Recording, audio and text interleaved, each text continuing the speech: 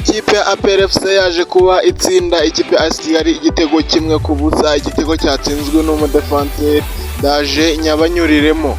Gusaba gukora subscribe kugira ngo tujye tugendana akantu ku kandi.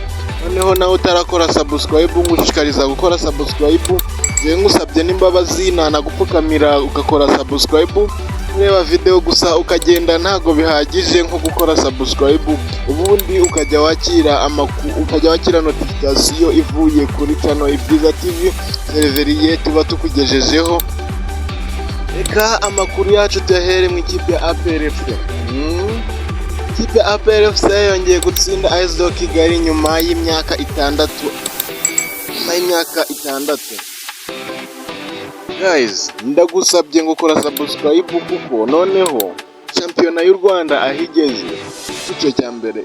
Shampiyona icyiciro cya mbere hano mu Rwanda ahigeze ni hahandi.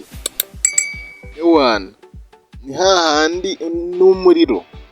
APR FC yatsinze AS Kigali igitego kimwe ku busa mu mukino w'umunsi wa 11 wa shampiyona ishira igiherezo ku myaka itandatu yari imaze itayitsinda. Ni umukino wari witezwe cyane kuko AS Kigali yari yakubiwe gatanu agahimbaza musyi kugirwa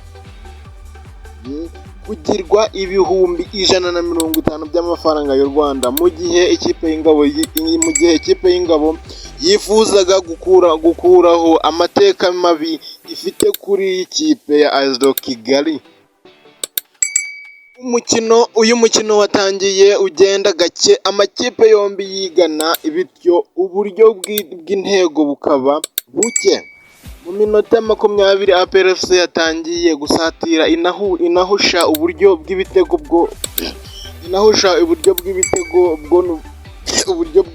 bwabonwaga na Mamadusi ndetse na Nibizi Ramadhan. Mu minota 35 AS Kigali nayo yatangiye kugera imbere y'izamu ryari ririnzwe na Paver Nzira, ariko Emmanuel Okwi ntabyaze umusaruro amahirwe yabonaga. Ku munota 40 Tadeo Ruhanga yakoreye ikosa Okwi, Emmanuel Arnold Okwi, umusifuzi Rurisa Patience atanga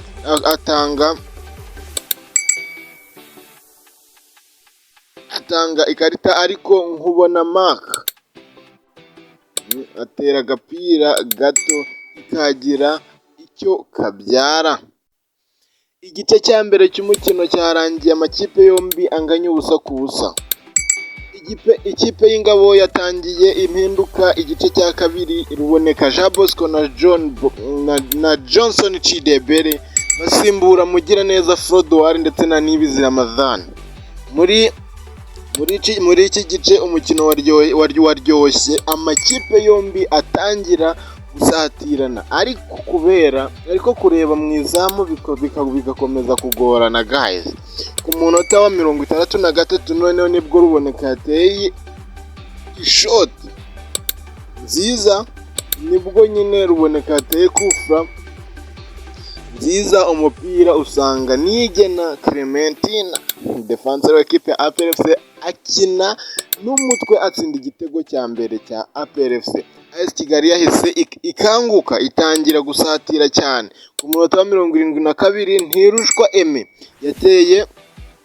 yateye kufra. Ku munota wa 72 Ntirushwa Aime yateye kufra nziza, umunyezamu Paver umupira awukuramo arawupangurura. Amakipe yombi yakomeje gusatirana ashaka ibindi bitego, ariko birabura. Umukino warangiye APR FC yatsinze AS Kigali igitego kimwe ku busa, yongera kuyibonaho intsinzi kuva mu 2018. Biba biri kugorana gutsinda ikipe ya AS Kigali. Ku ruhande rw'ikipe ya APR FC, ikipe y'ingabo yafashe umwanya wa gatanu n'amanota 17 n'ibirarane 2, mu gihe AS Kigali iri ku mwanya wa kabiri n'amanota 20. By'umwihariko APR FC ntirinjizwa igitego muri shampiyona mu mikino 8 maze gukina.